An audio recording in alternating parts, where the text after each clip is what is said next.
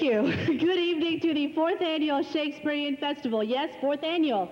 This started way back in the patio at Thomas Jefferson, and now we're here with wonderful costumes provided by you, and sets and lights and things that just enhance the children's performance even more. As I told the children earlier, and you might have heard me, I don't whisper real well.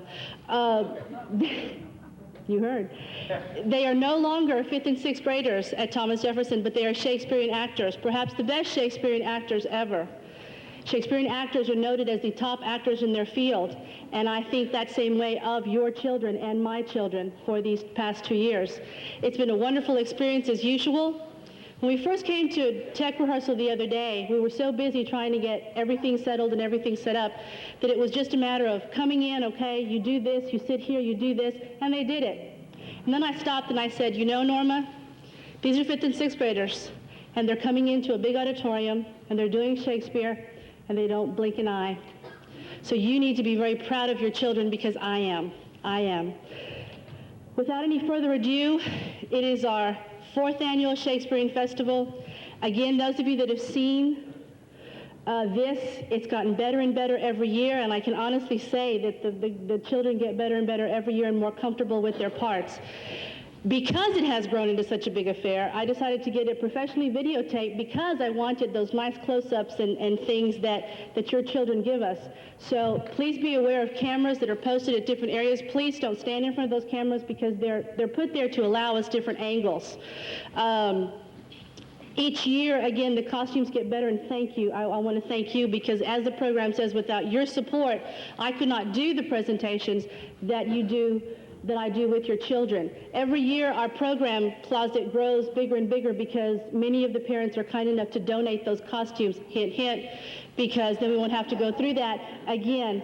But again, thank you for making the costumes very nice. Again, thank you to the administration that, again, puts up with me and my fanciful ideas of doing Shakespeare with 5th and 6th graders, and it happens. And without their support, again, I wouldn't be able to do it. So I do ask one more thing, in that it is a lengthy program, and I know it does get late for some people, but it's a wonderful crowd, and this is a wonderful crowd to come see Shakespeare being done by 5th and 6th graders. But I would also ask you to stay for the whole performance. The cast of Julius Caesar has a wonderful audience, and the cast of Midsummer's Night's Dream deserves the same audience. So please stay for the entire show, because we do have pictures at the end, and I want to make sure that everybody is in those pictures, in their costumes, etc. We will be doing a performance for the school on Thursday, one in the morning and one in the afternoon. So I want to remind you that the children need to bring back their costumes on Thursday, because I won't see them tomorrow because I have the flu. So I'm going home tomorrow and sleep. So thank you very much again. We hope you enjoy the plays, and hats off to Shakespeare.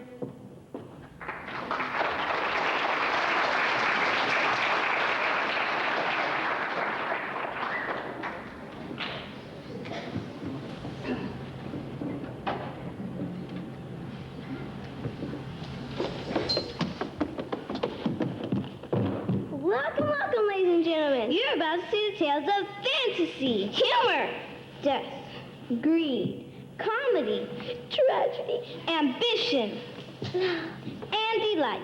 The words our players speak this night were penned by the great William Shakespeare of the court of Queen Elizabeth. Queen Elizabeth, the greatest English monarch of all time. She is going to honor us with her presence tonight. To your feet, and bow for the queen's.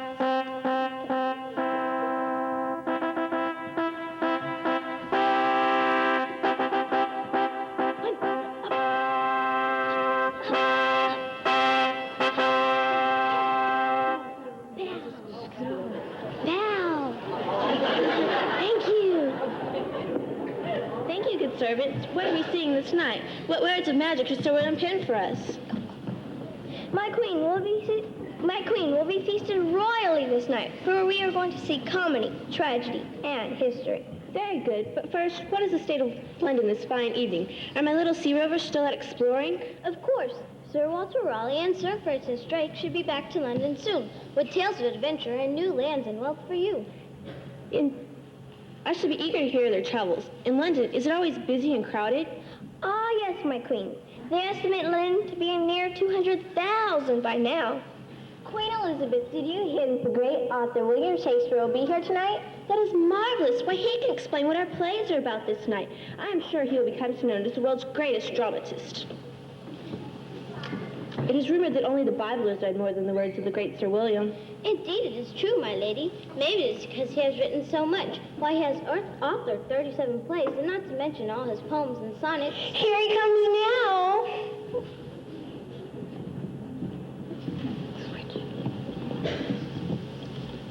Good evening, my queen. We are truly honored with thy presence at the theater this night. It is indeed rare to see you here. The globe has never seen such a fine audience, and you add such beauty. Sir William, you're such a flatterer, and your words speak such magic. My lady, if my words do please thee, then I am greatly honored. I feel that this night you will especially enjoy the plays that are being presented. Tell us what you have written this time. A comedy, a tragedy, or a historical play. I thought I'd begin with scenes from my play, Julius Caesar, a historical play many centuries earlier. Julius Caesar was a foolish ruler. He didn't surround himself with good advisors. Not only that, they ended up murdering him for the good of Rome, they said. That is correct.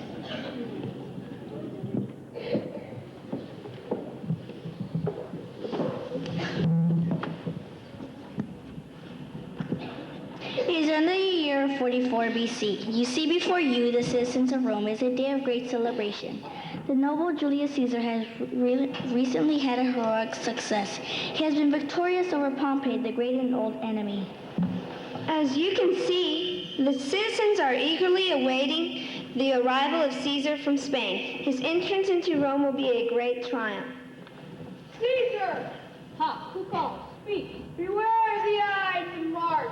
What man is this? A soothsayer bids you beware the Ides of March. Set him before me, let me see his face. Fellow, come from the throng. Look upon Caesar. What sayest thou to me now? Speak once again. Beware the Ides of March. He is a dreamer. Let us leave him. Caesar! Caesar! What means this shouting? I do fear the people choose Caesar for their king. Aye, do you fear it? Then I must think you would not have it so. I would not, Cassius, yet I love him well. But wherefore do you hold me here so long? What is it that you would impart to me, be it for the general good of Rome? For I love the name of honor more than I fear death. I know that the virtue be in you, Brutus. Honor is the subject of my story. I was born as free as Caesar. So were you. We can both endure the winter's cold as well as he. This man is unbecome by God, and Cassius, this wretched creature, must bend his body of Caesar not to him. Caesar! Caesar! Another shout? I do believe these applauses are for some new honors that are heaped on Caesar. Why, he doth bestride the narrow world like a colossus, and we petty men walk under his huge legs and peep about. Brutus and Caesar, why should Caesar's name be sounded more than yours? Write them together, yours is a fair name. Sound them, they both become the mouth. Weigh them, yours is a... Brutus is obviously moved by what Casca has just said to him, but such stirring of emotions can't make him forget the bonds he has formed with Caesar. What should he do? What you have said I will consider. What you have to say I with patience hear and find a time to meet and answer. Till then, my noble friend, chew upon this. Brutus had rather be a villager than to deny himself a son of Rome. I am glad that my weak words have struck much show fire from Brutus.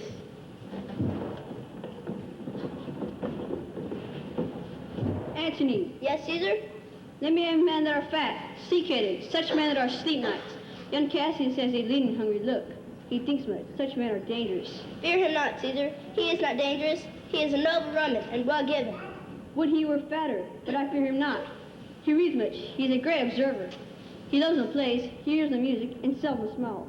And when he smiles, he mocks himself so that he can be moved to smile at anything. Such as he are never at ease, and therefore is very dangerous.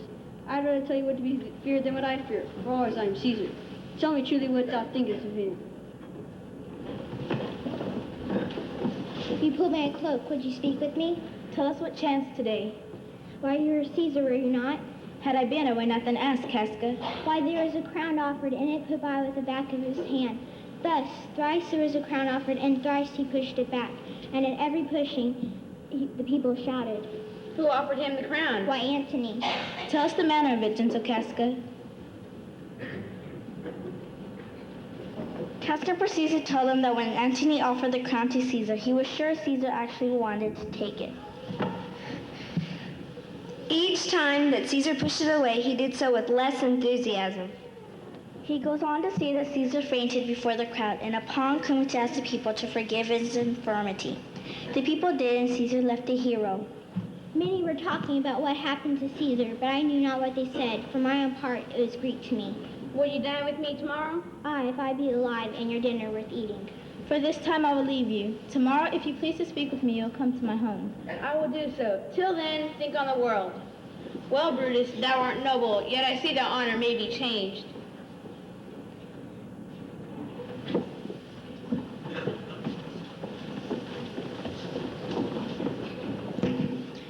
A storm is brewing. The winds have been terrible all day. The day has been almost eerie, or even an owl hooted at noon. It is as if the elements know that something is about to happen.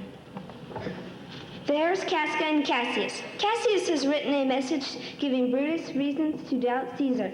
Cassius tells Casca the day's supernatural happenings are the fault of one man. He believes that the rumblings of the sky are divine warnings, warnings that this man will eventually destroy the Republic.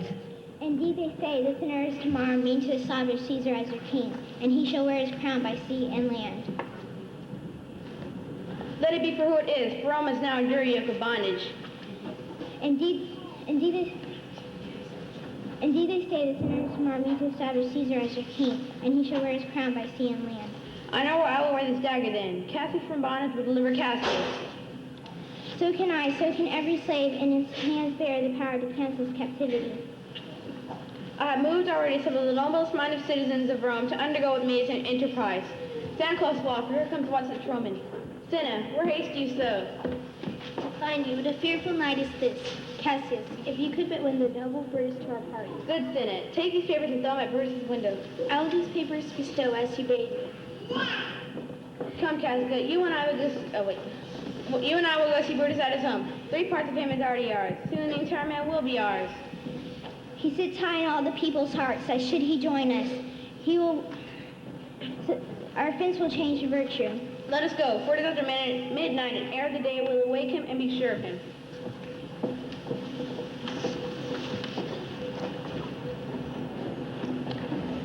Brutus is a troubled man. He knows that he has no personal cause to spurn Caesar, except for the general reasons.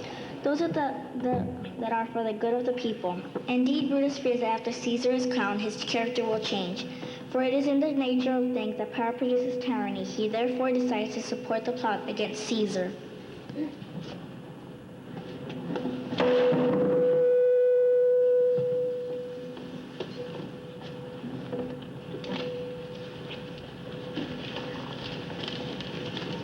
Brutus, thou sleepest. Awake. Shall Rome stand under one man's awe? Since Cassius did set me against Caesar, I have not slept. All has been like a hideous dream. Enter.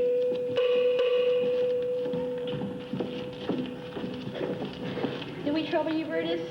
I was up, awake all night. Every noble Roman honors you. Give me your hands one by one. And let us swear a resolution. No, not an oath. We are honest men and honesty engaged. Do not stain our virtue by needing an oath. Shall no man else be touched but Caesar? I think you're not good that Mark Antony should have Caesar. Antony and Caesar could fall together. No, Antony is but a limb of Caesar. We shall be called sacrificers, not butchers. We shall kill him boldly, not wrathfully. We shall carve him as a dish fit for the gods, not hew him as a carcass fit for hounds. We shall be called purgers, not murderers. And as for Mark Antony, think not of him, for he can do no more than Caesar's arm when Caesar's head is off. Yet I fear him. Alas, good Cassius, do not think of him. If he loves Caesar, all that he can do is to die for Caesar.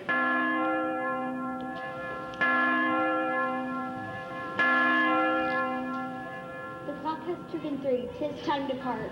It is doubtful yet whether or not Caesar will come forth today.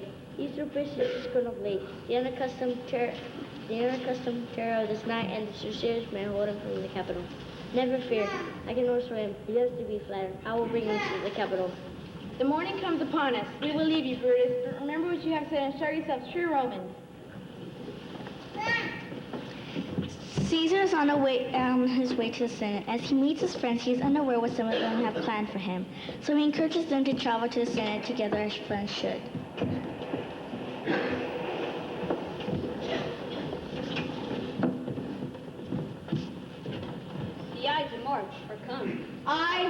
but not gone. Are y'all now ready? What petitions are before Caesar and the Senate this day? I kiss thy hand. Oh, Caesar. To thy foot this Cassius fall. Great, Caesar. Speak hands for me. And two, retain, then fall, Caesar. Liberty, freedom, tyranny is dead. Cried about the streets. People get not afraid. Ambition's debt is paid. Where's Mark Antony? Fled to his house amazed. Who comes here, friend of Antony's? My master Mark Antony bade me say, Brutus is noble, wise, valiant, and honest. Caesar is mighty, bold, royal, and loving. Say Antony loves Brutus and honors him. May he say that the Cremory resolve how Caesar shall be laid in death. Thy master is a wise and valiant Roman. Tell him to come into this place. He shall be satisfied and, by my honor, depart untouched. I'll fetch him presently. I know that we shall have him worth a friend.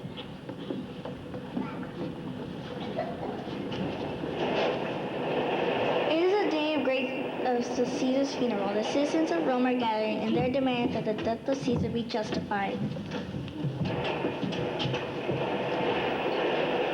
We will be satisfied. Let us be satisfied. Then follow me and give me audience, friends.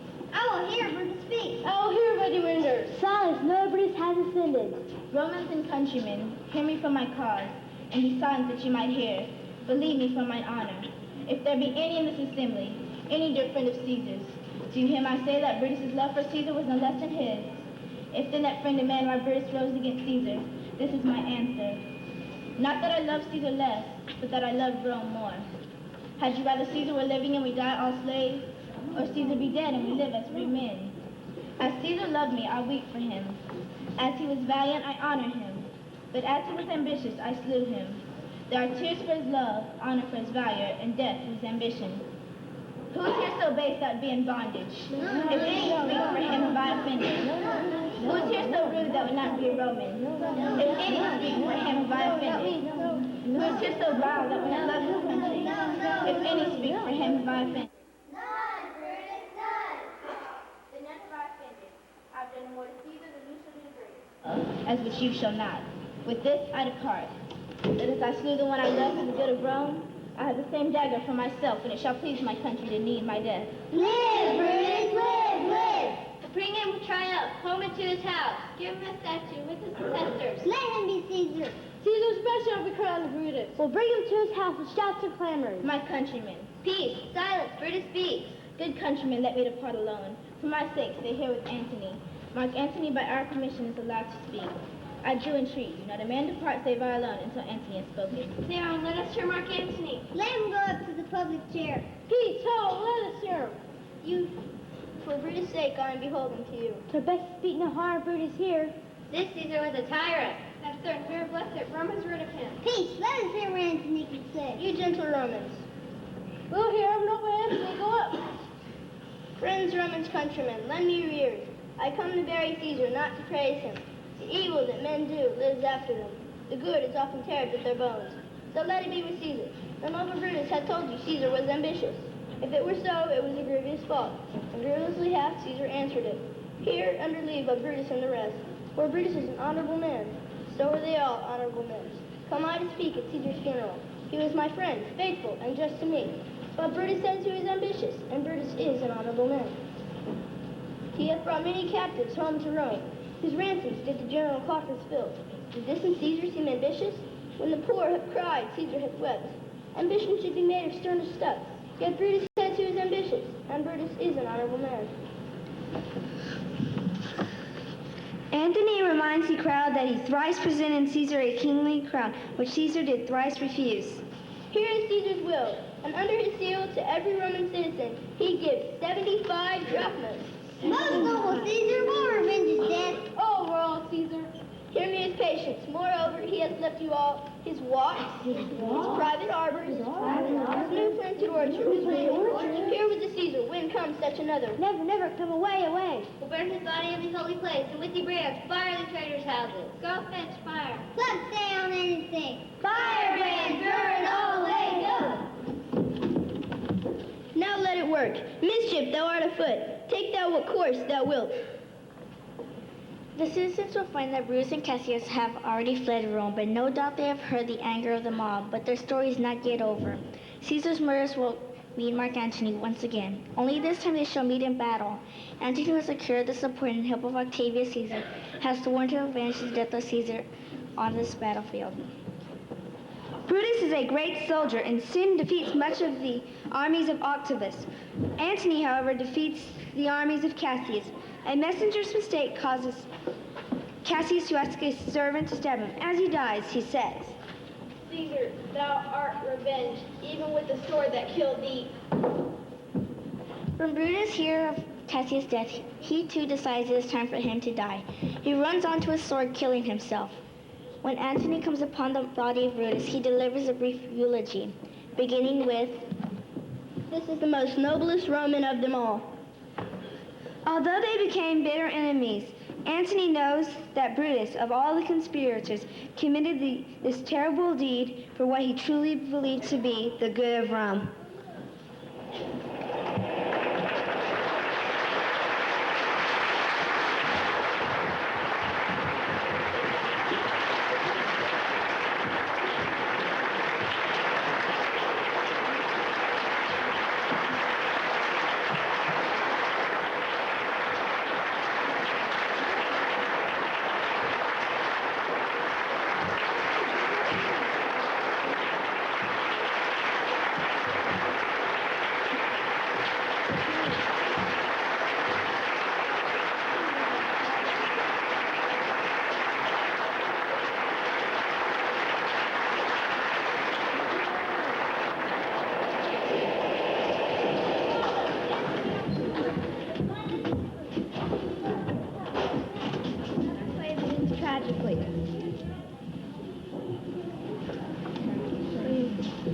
Bravo, Antony was an orator of the finest degree. Indeed he was, but come, what's next? Another play that ends tragically, Romeo and Juliet. But the scenes you are about to see only gives a hint of the problems that will happen later in the play. A love story, my favorite. I know this tale. Romeo's a Montague and Juliet is a Capulet. The two families are bitter enemies. Yes, and Romeo hides behind a mask to within the Capulets while he meets the fair Juliet. Stop, you're getting ahead of the story.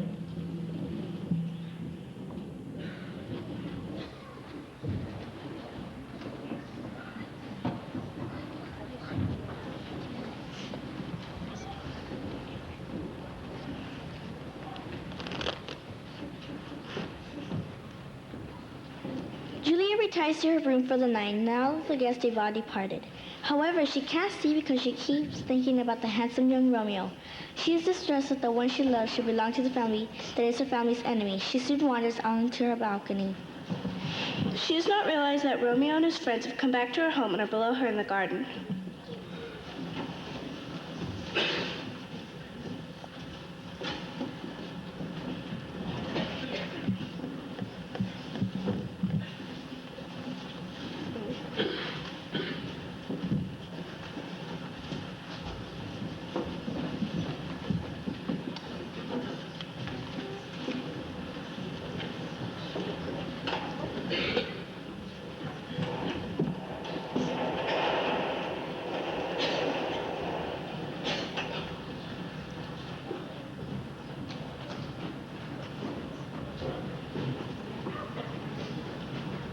Come, shall we go? It is too cold here for me. Come now, Romeo, we should go up to this foolish figure. He jests at scars that never felt a wound, but soft, what light through yonder window breaks? It is the eastern, Juliet, it is the sun. Arise, fair sun, and kill the envious moon. It is my lady, oh, it is my love. She speaks to the fairest stars in all the heaven.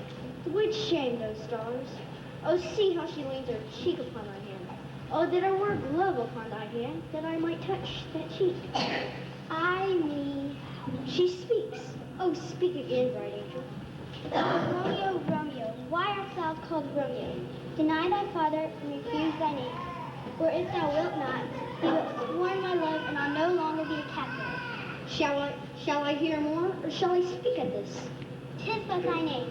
That is my enemy. Oh, be some other name. What's in a name that which we call a rose by any other name would smell as sweet?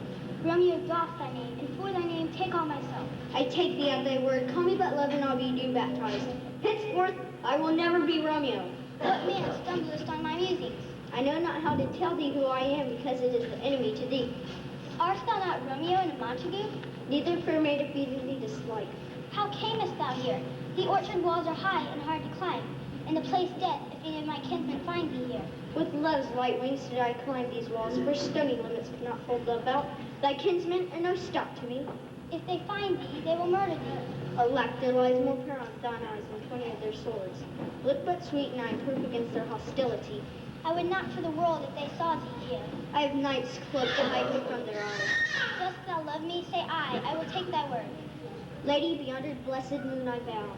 Oh, swear not by the moon, the inconstant moon. What shall I swear by? Do not swear at all, and I will believe thee. By my heart's true love. Good night, a sweet repose and rest. I hear some noise within, dear love, adieu, sweet Montague, be true. Oh, blessed, blessed night, is all this but a dream? 3 words, dear Romeo, and good night indeed. If thy love is honorable, and thy purpose marriage, send me word tomorrow when and where thou wilt perform the rite. All my fortunes at thy foot I'll lay, and follow me throughout the world, my lord, 1,000 times good night. It is agreed that Juliet will send a messenger to Romeo at 9 o'clock the next morning to find out what arrangement he has made for their wedding. Parting is such sweet sorrow that I shall say good night till it be morrow. Sleep dwell upon thine eyes. Romeo meets with Friar Lawrence earlier the next morning. He tells the friar that he has fallen in love with Juliet, the daughter of his hated enemy, Capulet. He asks him to marry them. The friar agrees, for he feels that such a union will change the hatred between the two families to pure love.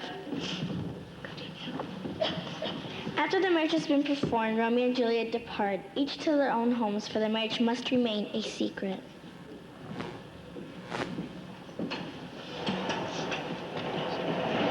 Mercutio and Beeville are waiting for Romeo. It is a hot day, and Beeville is concerned that Timbers will heat up there to meet a Capulet, especially Talbot, who has issued a challenge to Romeo.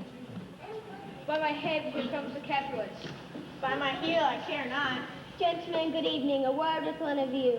One word with one of us, make it a word and a blow. You shall find me absent of sex, sir, if you'll give me an occasion. Mercutio, thou art always with Romeo. Dost thou ridicule me? My sword shall make you dance. Down. We talk here in public. Either withdraw to some private place or else depart. Here all eyes gaze on us. Men's eyes were made to look. Let them gaze. I will not budge for no man's pleasure.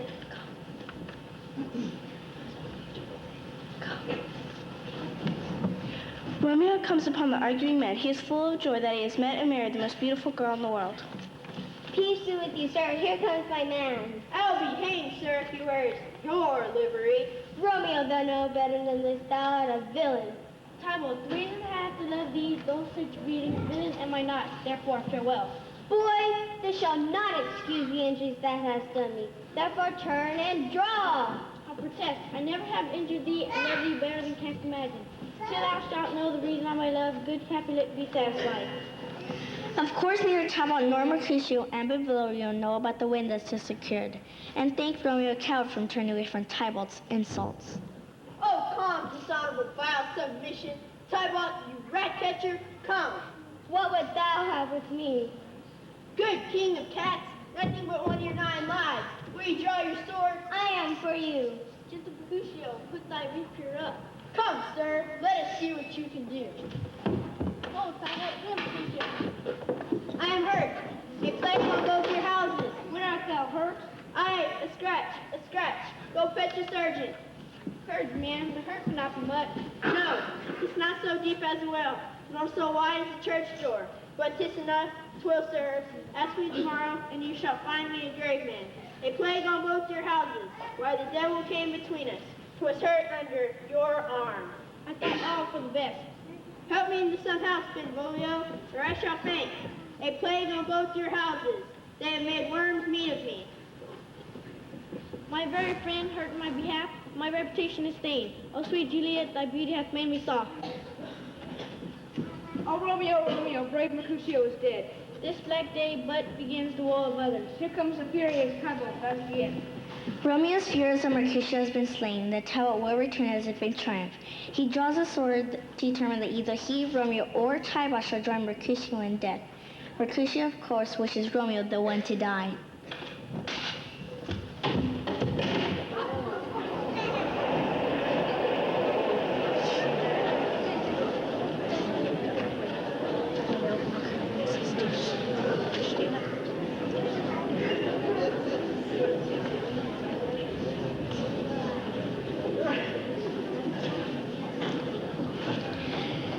When Juliet first hears about the tragedy, she is torn between grief for Talbot and horror that it was her husband who had killed him.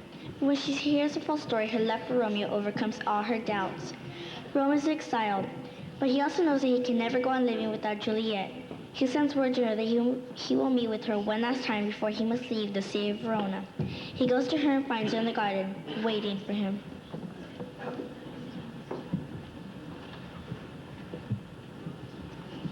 Wilt thou be gone? I must be gone and live, or stay and die.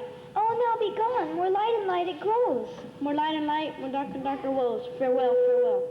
Oh, shall we ever meet again? I doubt it not. Adieu, adieu. Oh, fortune, fortune, all men call thee fickle. I hope thou wilt not keep him long, would send him back. Juliet's mother comes to tell her that she has joyous news. She says that next Thursday morning, the gallant young prince will make Juliet his bride. Juliet bursts into tears. Her mother cannot understand her unhappiness. Juliet is in agony over the situation that's being created. She sees comfort from her nurse who suggests she might as well marry Paris, as Romeo will never be able to return to Verona. Juliet decides to visit Friar Lawrence and tells her nurses to pray for forgiveness. In reality, she hopes he'll have a solution for her problems, but if he doesn't, she has decided to kill herself.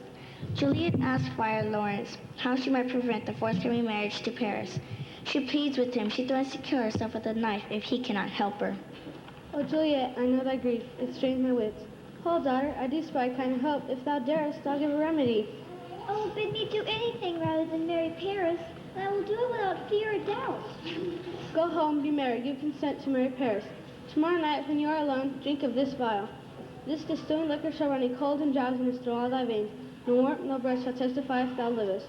The rose in thy lips and cheeks shall fade. Thou shalt be stiff and stark and cold, appearing like death. This shall continue for 42 hours. When Paris comes to rouse thee from thy bed, thou art dead. Thou shalt be borne to the ancient vault where all captives lie. I will let Romeo know what is happening through thy letters. He will come, bear thee away to Mantua. Give me. Get you gone, be strong. Farewell, dear brother.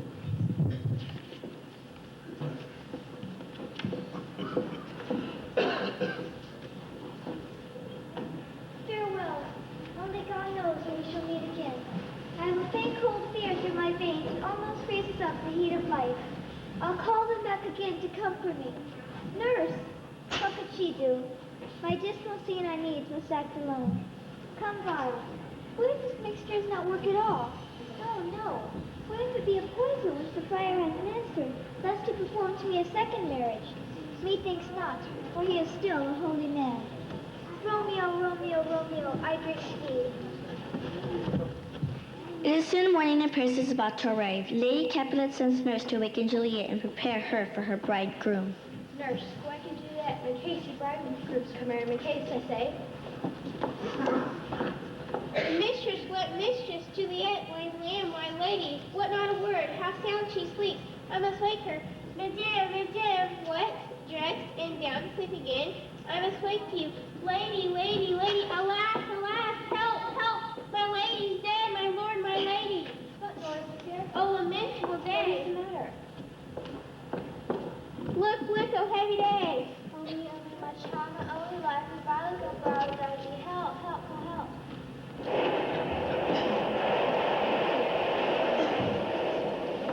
Juliet's body is prepared for burial. While the nurse is weeping over the death of her young mistress, she suddenly remembers Romeo and realizes that she must get a message to him. Swiftly, she writes a note. Come quicker, Juliet is dead and to be buried tomorrow. The friar also has written to Romeo telling him of his plan that will prevent Juliet from marrying Paris. The friar hears of the nurse's message, but feels sure his message has already reached Romeo, and that Romeo is on his way back. The friar is not worried. But things do not always work as they are planned. The friar's messenger has had problems and has never reached Romeo. So it is only the nurse's message that Romeo receives. When Romeo learns that Juliet is dead, he is stunned. His whole world is fallen to pieces. If Juliet is dead, he will die too. He buys some deadly poison and sets out for Verona as fast as he can.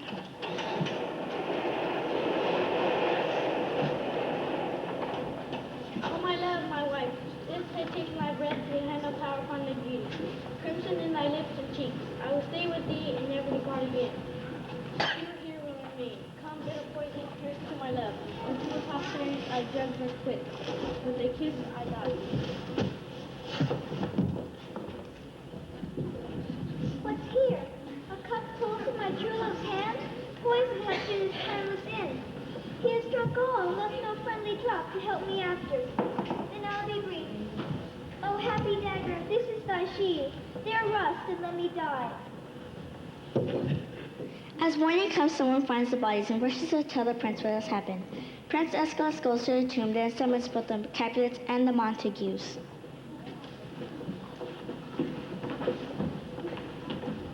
What misadventure is so early up that calls us from our morning rest? Sir, seek, and now this foul murderer comes. Look, our son lies with no breath. Look how our daughter bleeds. Oh me, this sign of deathly bell, that one herald age into supplication. The friars brought forth and tells the mourners the whole story. Demonstrated, it is to believe, the most suspected in the entire place of Macbeth of self-murder. Here assembled to impeach of hers, myself condemned and myself excused. Capulet, Montague, see what a scourge is laid upon your hate. All are punished. Shall Romeo's new life so share into? A pair of stalkless lovers take their life, and doth with death bury their parents' strife. Go hence, talk more of these sad things. Some shall be pardoned, and some punished. For never was a story of more woe than this of Juliet and her Romeo.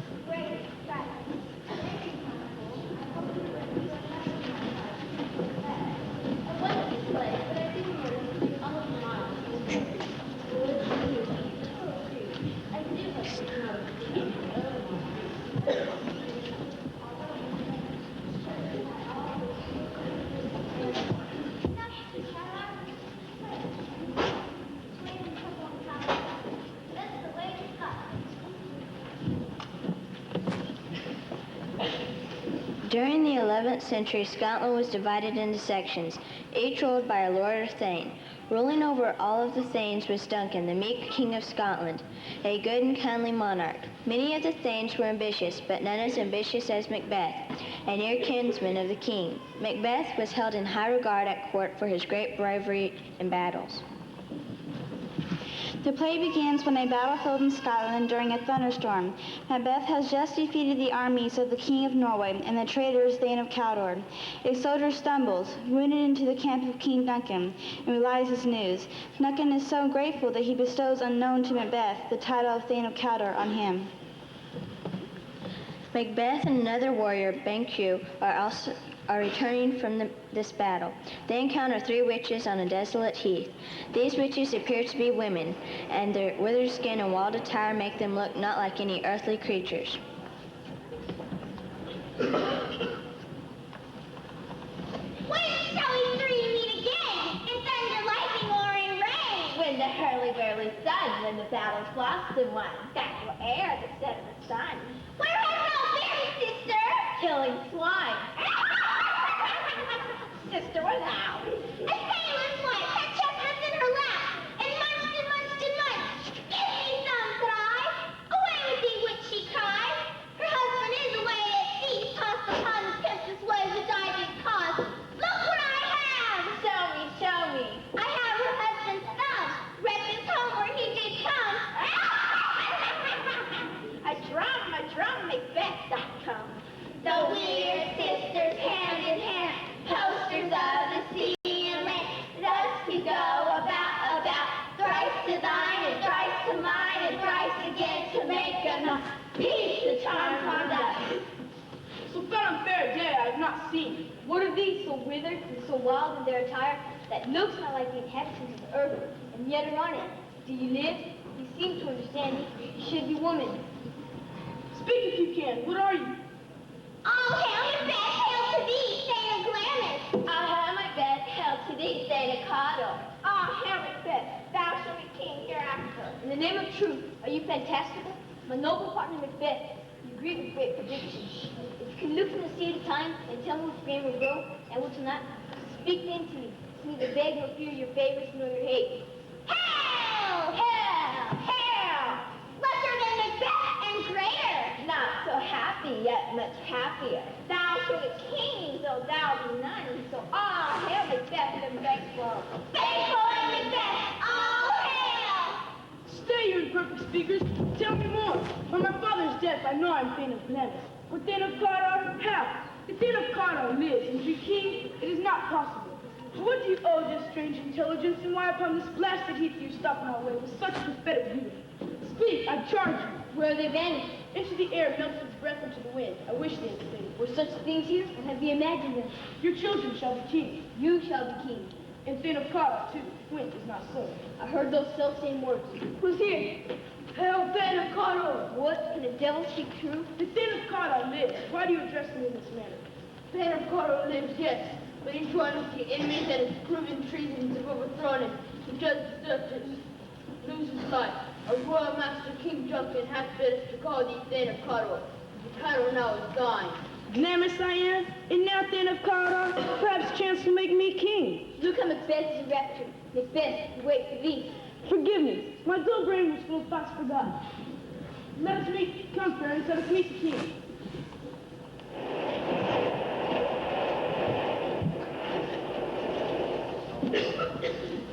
A few days later, Macbeth Castle at Dunsinane, Lady Macbeth is reading a letter from her husband, in which he tells her about his meeting with the witches and their strange predictions. Lady Macbeth decides that Duncan must die, and begins to plot the death of the king herself. However, she voices this concern about her husband's courage. Glamis thou art, and now Cawdor, and thou shalt be king as thou art promised. Yet I do fear thy nature. It is too full of the milk of human kindness to catch the nearest way. Thou wouldst be great, but thou hast the falseness that would attend greatness. Hurry hither, that I may pour my spirits until thine ears and chastise, with the bravery of my tongue, all that impedes thee from the golden crown. What is your message? King Duncan comes tonight. Thou art mad to say it. Is not Macbeth the king? Please you, my lady, our Thane is coming. I know he brings great news. Come, you spirits, and fill me from crown to toe with greatest cruelty. Make thick my blood. Come, thick night, and cover me with the densest smoke. So my sharp knife see not the wound it makes, nor heaven peep through the blanket of the dark to cry, stop, stop! Great Thane of Glamis, worthy Thane of Cawdor, greater than both you shall be hereafter. Thy letters have carried me past the present, and I now feel the future is upon us.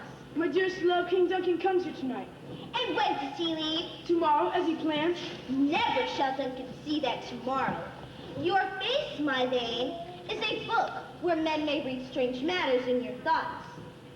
To fool the time, look like the time. Fair welcome in your eye, your hand, your tongue. Look like the innocent flower, but be the serpent under it. King Duncan is coming and must be dealt with. Lady Macbeth outlines her plan. When King Duncan is asleep, she will make his 2 servants drunk with wine. Macbeth will then sneak into Duncan's room, stab him with a knife, and then smear the blood on the servants to make them appear guilty of the crime. Macbeth worried that they will be discovered. What if we fail? We fail? Screw your courage to the sticking place, and we'll not fail. Will it not be noticed we have smeared the sleepy servants with blood and used their daggers that they have done it? Who will dare question it, as we will make our grief roar hard as death? Come, Macbeth! False face must hide, but false heart doth know. Macbeth bids his servants to have Lady Macbeth strike a bell when she is ready for the murder of King Duncan to take place. Thinking about the terrible deed he is about to commit, Macbeth suddenly sees a dagger in the air. He reaches for it, but cannot grab it. Is this a dagger I see before me, the handle toward my hand? Come, let me clutch thee. I have thee not, yet I see thee still. Art thou but a dagger of my mind, a false creation of my brain? I see thee still, and on thy blade spots of blood, which was not so before. There's no such thing. It is this bloody business which makes my eyes see this thing. I go, and it is done. The bell invites me. Hear it not, Duncan, for it is a death knell. Lady Macbeth anxiously waits for her husband to return. She has drugged the guards' wine so they will not awaken, and comments to herself that if Duncan had not so resembled her father as he slept, she would have committed the murder herself. For his part, Macbeth has rid himself of fear and has entered the king's room. Just as Macbeth has done the murder, he hears a voice that calls, "Sleep no more. Macbeth doth murder. Sleep, the innocent sleep that nourished life."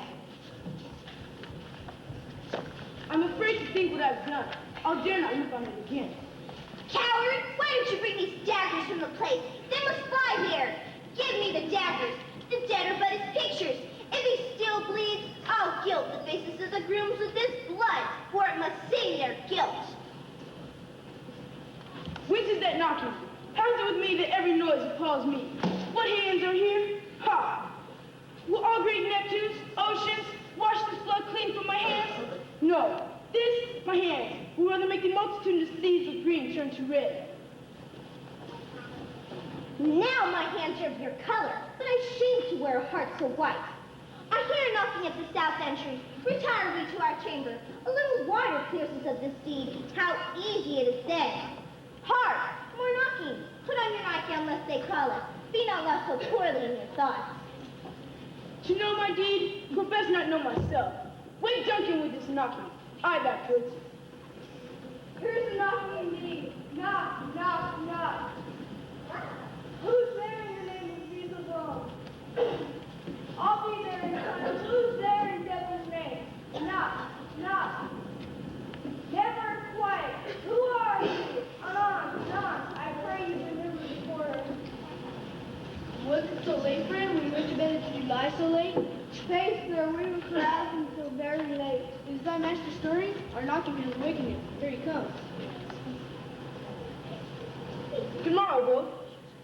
Is the king stirring, worthy thing? Not yet. You did command me to call him early. I better sit the hour. I'll bring you to him.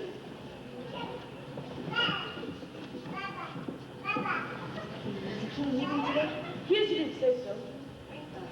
The night has been unruly. Where we were, our chimneys were blown down, and the wind sounded like screams of death. Some say the Beaver's ground did shake. 'Twas a rough night. I cannot remember a word, sir. Oh, horror, horror, horror! Children no heart can conceive nor name thee. What's the matter? Most sacrilegious murder. What is it you say? Murder? Meaning his majesty? Approach the chamber and destroy your sight. Do not bid me speak. See and then speak yourself. Awake, awake, spring down our hill. Murder and treason. Banquo, Jonathan, Malcolm, shake off your sleep and look on face itself. What's the business that such a hideous trumpet calls to awaken the sleepers of this house? Speak, speak! Oh, gentle lady, it is not for you to hear what I can speak. Banquo, Banquo, our royal master's murdered. Whoa! Alas! What? In our house? Dear Macduff, I pray thee contradict thyself and say it is not so. Had I but died an hour before seeing this sight, I had lived a blessed time. What is wrong? Your royal father is murdered. By whom? Those chambers seem to have done it. Their hands and faces were covered with blood, and their daggers were unlike white lay on their pillows. No man's right should be trusted with them. Oh, yet I do repent me in my furies, and I did kill them. Wherefore did you so? What man can be wise and new trust such a moment? No man. Here lay Duncan with silver skin laced with blood. They're the murderers, the daggers covered in blood. Who can refrain from killing them? Help me hence! Oh! Look to the lady. Let us meet questions most blood and no further. Yes, let us briefly meet and halt together.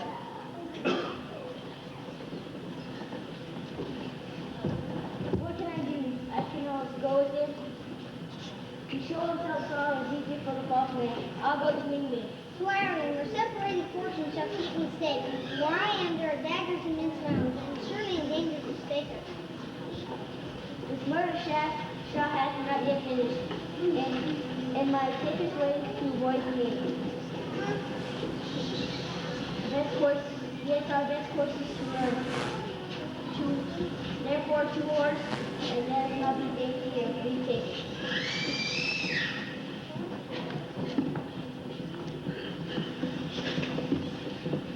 Van Cornwall and his 2 sons were stolen away and fled. 6 men suspicion of these. Still being safety, dreadful ambition will arise if we kill the father. Then vengeance must likely the crown fall from Macbeth. Yes, Macbeth will be king. He is already named the cornerstone of the crown.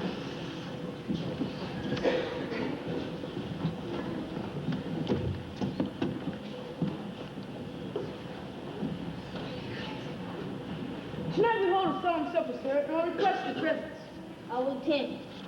Ride you this afternoon? My lord. Is it far you ride? As far as the flow of time between now and supper. Forget not our feast. I will not forget. We hear that our bloody cousins are hiding in England and Ireland, not confessing to their cruel murder, but telling falsehoods to those who will listen. But we can speak of that tonight. Farewell till you return tonight. Is this Fleon still with you? My lord. I wish your horse had swiftness and sureness of foot. Farewell.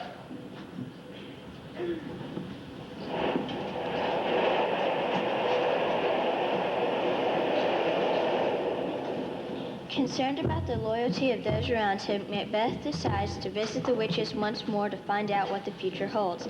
He finds them on a gloomy heath dancing around a bubbling cauldron.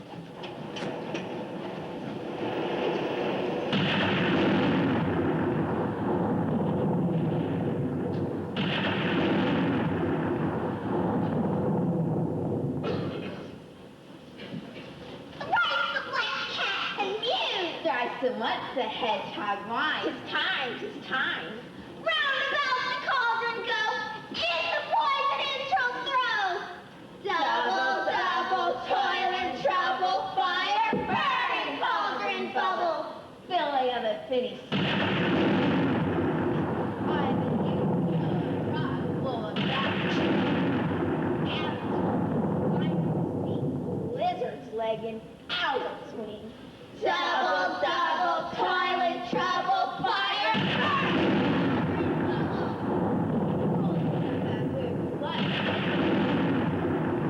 by the picking of my thumb, something wicked this way comes.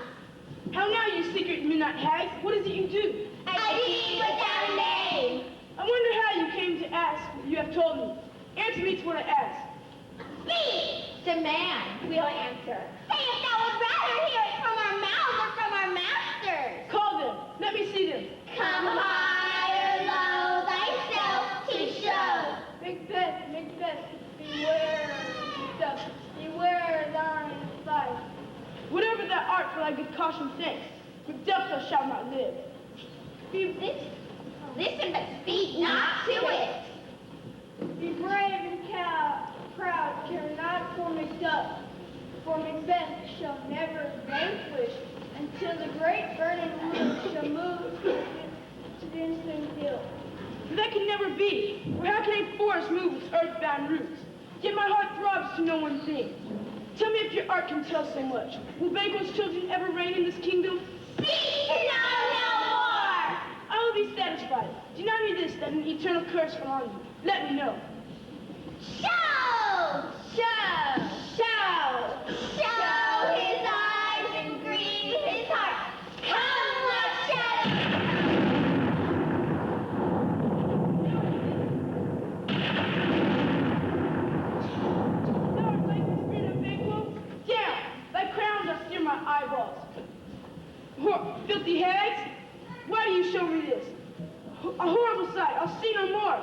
Now I say 'tis true, for the blood-covered vengeful smiles upon me. Where are they? Gone? Let this pernicious hour stand accursed to the calendar. Servant! What is your grace's will? Saw you the word sisters? No, my lord. Have they not come by? No, indeed, my lord. I did hear the galloping of horses. Who was it came by? 'Tis two or three, my lord, that bring with them just fled to England. Fled to England? I'm my good lord. Upon hearing this news, Macbeth swears that he will surprise Macduff's castle and kill his wife and children. He sends his servants for the hired murderers who will carry out this terrible crime. Ross learns of the plot and carries a message to Macduff, who then plans his revenge. Several nights later at Macbeth's castle, a doctor and gentlewoman are watching Lady Macbeth as she walks in her sleep. I have 2 nights to watch with you, but can perceive no truth in your report. When did she last walk? Since His Majesty went to the field, I've seen her rise from her bed, throw her nightgown upon her, unlock her closet, take forth paper, fold it, write upon it, read it, afterwards seal it, and again return to bed, yet all this while most fast sleep. In this slumbering agitation, besides her walking and other outdoor performances, what at any time have you heard her say? That which I will not repeat. You may tell me, and you should. Neither to you nor anywhere, as I have no witness to confirm my speech. Lo, you, here she comes, and upon my life, fast asleep. Observe her. How came she by that light? She has lived by her continuously, 'tis her command. You see her eyes are open. I have her senses are shut. What is it she does now? Look how she rubs her hands. It is an accustomed action with her to seem to be washing her hands. I've known her to continue this a quarter of an hour. Yes, here's the spy. Hark, she speaks. I will write down what she says to satisfy my remembrance more strongly. Out, cursed spy! Out, I say! What need we fear when no one knows what we have done? Who would have thought the king to have so much blood in him? Do you mark that? What? Will these hands never be clean? We have heard what we should not. She spoke what she should not. I'm sure of that. Heaven knows what she has done. Here's the smell of blood still. All the perfumes of Arabia cannot sweeten this little hand. Oh! What a sigh is there. The heart is sorely charged. This disease is beyond my practice. Wash your hands. Put on your nightgown. Look not so pale. I tell you, Banquo's buried. He cannot come out of his grave. Horrible. To bed, to bed. There's a knocking at the gate. Come, come, come, come. Give me your hand. What's done cannot be undone. To bed, to bed, to bed. Will she now to bed? Directly. Unnatural deeds do breed unnatural troubles. Infected minds will discharge their secrets. More she needs the divine than the physician. Good God, forgive us all. Look after her. So good night, I think, but dare not speak. Good night, good doctor.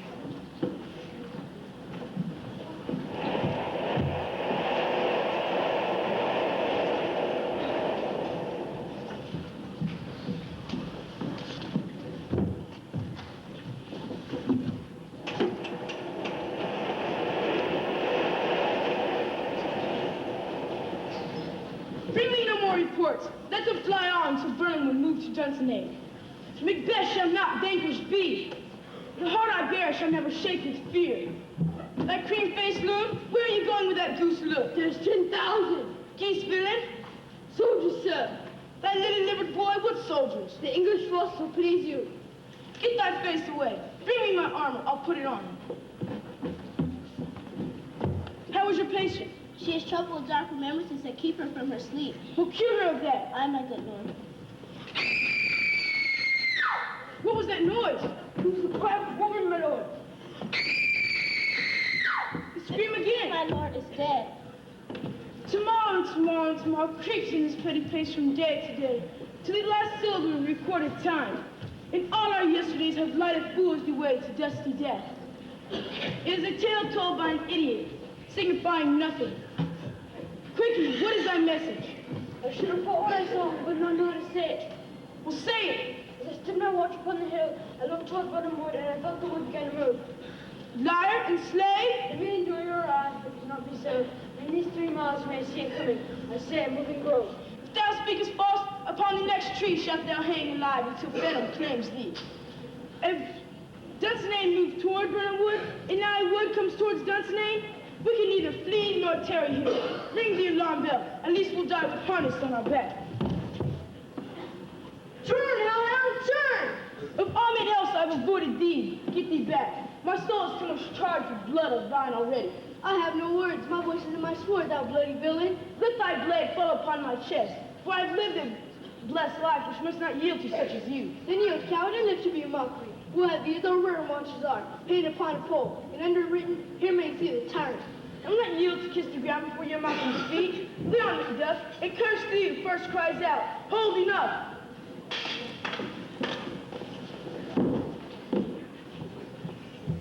Hail, King, for so thou art. Behold where stands the upstart's cursed head. The time is free. Hail, King of Scotland! Hail, King of Scotland!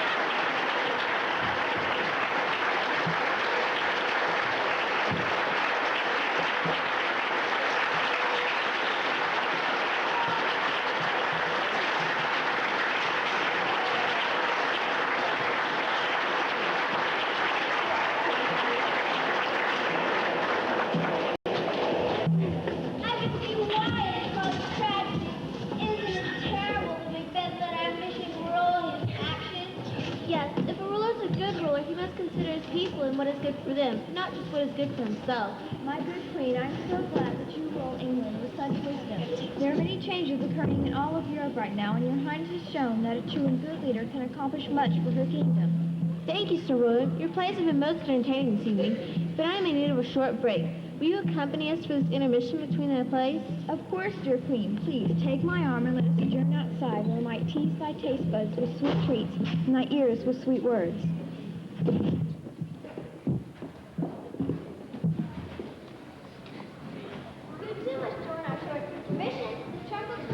Second half of our evening's entertainment.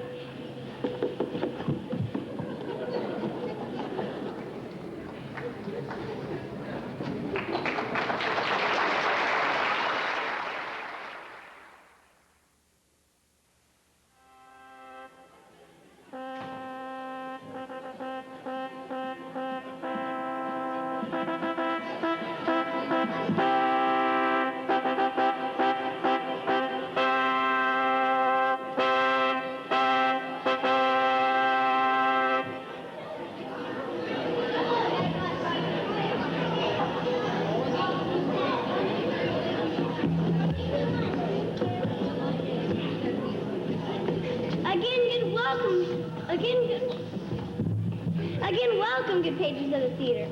As you can see from all those around you, the theater is very popular during the Renaissance, and so it should be. After all, the admission is only adults a penny, and the children are allowed to come in and view our plays for free. I wish the plays would soon start. I so enjoy Sir William's comedies, as does my lady, the good Queen Elizabeth. Here she comes now. Everybody rise and bow for the greatest queen of all time.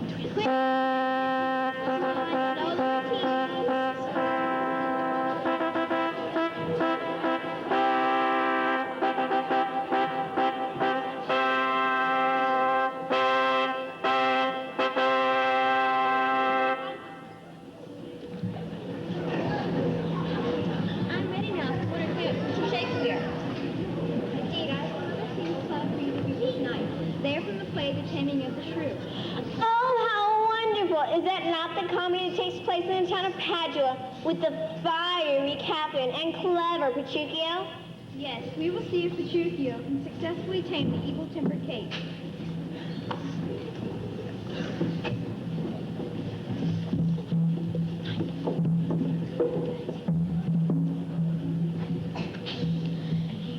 In the town of Padua lives a rich gentleman by the name of Baptista.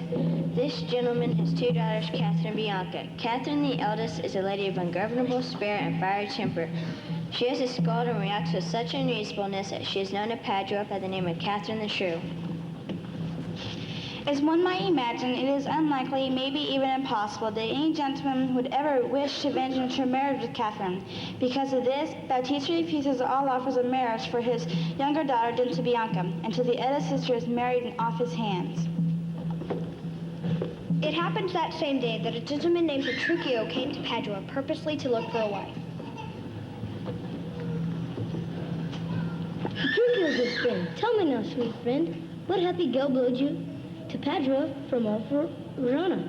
Such a wind scatters young men through the world to seek their fortunes. I have crowns in my purse and goods at home, and come abroad to see the world. I've come to wife in Padua, if wealthily, then happily in Padua. Hortensio tells Petruchio about Catherine, leaving out no facts. Petruchio is not discouraged by the reports of Catherine's temper when he hears that she is very rich and very handsome. He resolves to marry this beautiful but shrewish woman and tame her into a meek and manageable life. I will not sleep, Hortensio, till I see her, and therefore I leave you, unless you will accompany me hither. Petruchio, I must go with thee, for Baptista, Catherine's father, holds the jewel of my life, his youngest daughter, beautiful Bianca, and he withholds it from me and other suitors until Catherine the Cursed have a husband. Petruchio and Hortensio make their way to Baptista's house.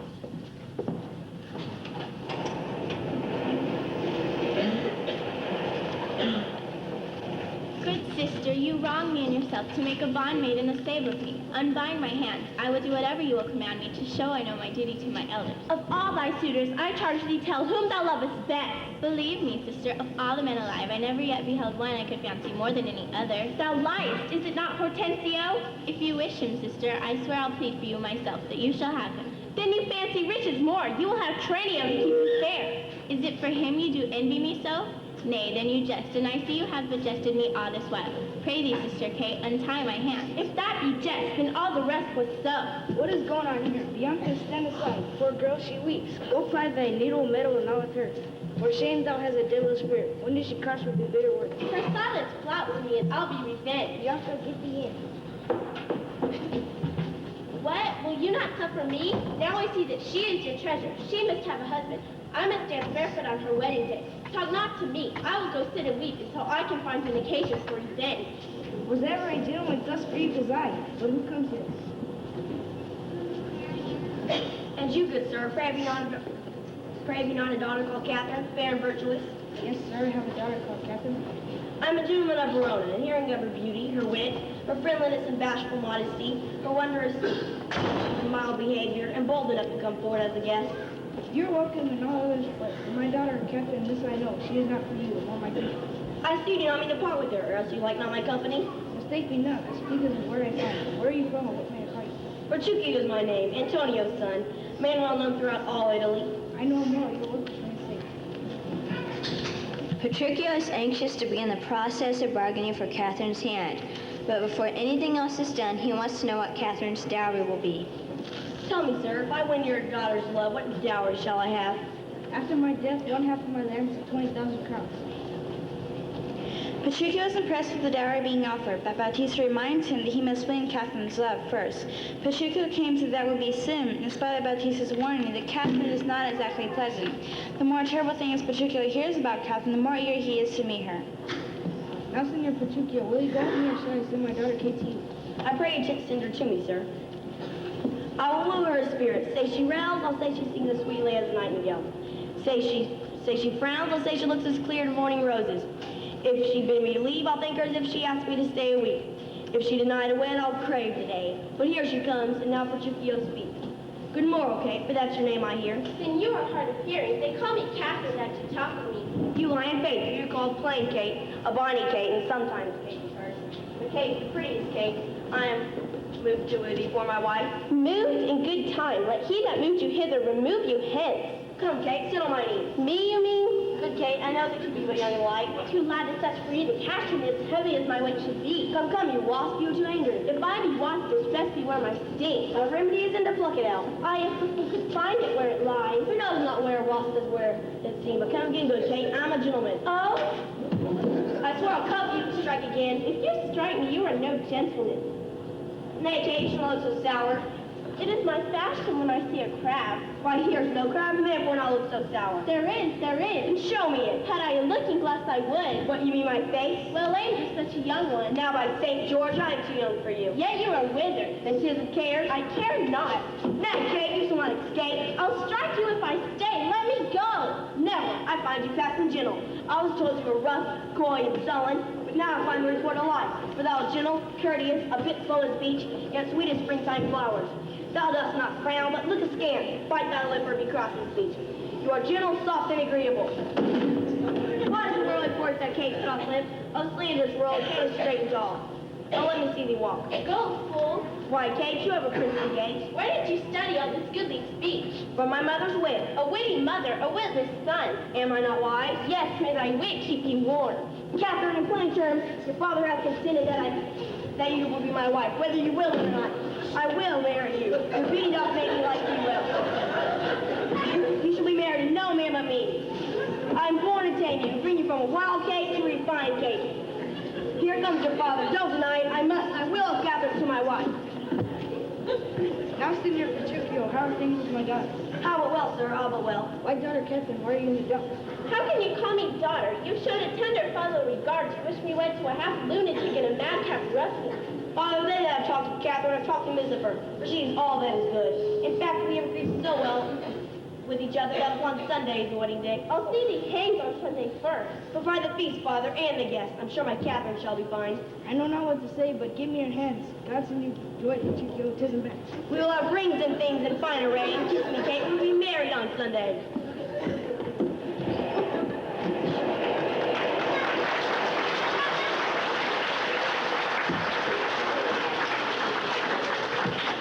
Petruchio and Catherine are married, but Petruchio quickly takes Catherine away. They finally arrive at Petruchio's home after a long and tiring journey. And thus Petruchio begins his campaign to tame poor Catherine. For 2 days she is given no food. When he takes her to her room, he finds fault with the bed, flings away the pillow and the coverlet, and then the sheets, all the time pretending he is doing it for her sake. Having no bed, she must sit up all night. This forces her to stay awake for the second night in a row. If she chances to doze, Petruchio keeps her awake with complaints about the work of the servants. Yes, he is indeed killing her with kindness, but he's determined to curb her bad temper. It's the last thing he does.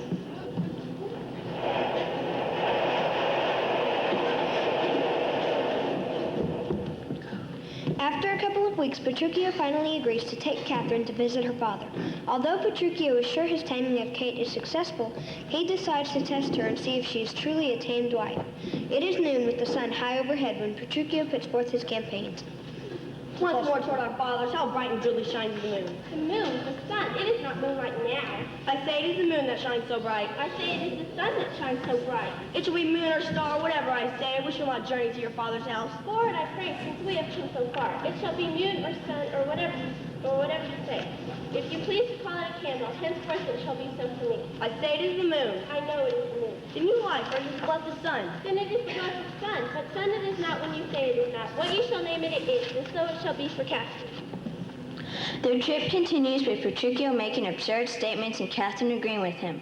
Before they arrive, some interesting things are taking place in Padua. Back at Baptista's house, Hortensio and Tranio have just come across Hortensio and Bianca, who are obviously in love. Hortensio claims that Bianca has fallen in love with her tutor and that both of them are out of luck in their suit for her love. I tell you, sir, Bianca cares for me. Stand by and mark the manner of his teaching. What master read you? I read one, fifth, the art of love. And may you prove, sir, the master of your art. My eyes are witness to affection for a tutor. I will with you forswear Bianca and her love forever. Here's my hand. I firmly vow never to woo her more. I shall take a like oath. I will not marry her, though she entreat me to do so. Spy on her. For me to keep my oath, I shall marry a wealthy widow who has long loved me. Farewell, Signor Tranio. For kindness in women nor their beauteous lip shall win my affection. So I take my leave. Hortensio goes off to visit his Petruchio, while Tranio is delighted to tell his master that he has eliminated one of Bianca's suitors. Mistress Bianca, Hortensio has forsworn your affection and intends to marry a widow instead. Tranio, have you both forsworn me? Tranio explains what has happened with Hortensio and that he too has given up the chase. But it is news that Hortensio is planning to marry a widow that really pleases Bianca and Lucentio. God give him joy. Aye, and he'll tame her. He says so, training her. Faith, it's gone into the taming school. The taming school, what? Is there such a place? Aye, mistress, and Petruchio is the master. They teach us tricks, tame ships, charm a chattering tongue. Catherine and Petruchio finally arrive at Baptista's home. Lucentia and Bianca are there at Baptista. Petruchio prepares to prove to everyone that he has indeed tamed his shrew.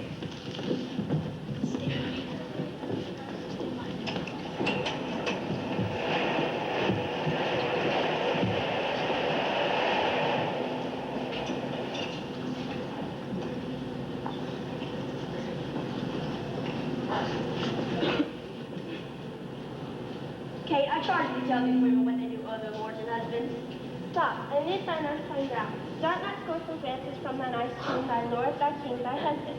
Thy husband is thy life, thy head, thy keeper, thy sovereign, one that cares for thee. He commits his body to painful labor both by sea and by land, while thou liest warm at home, secure and safe. He craves no other duty but love, fair looks, and true obedience. Such duties a woman do owe to her husband. I am ashamed that women seek for royal supremacy and to change their husbands when they are bound to serve, love, and obey. In token of my duty, if you please, my hand is ready. May it do him equal. Why, there's no obedient wife. Come on and kiss me, Kate. Come, let's say goodnight. 'Twas I that won the wager, and being the winner, God give you all tonight.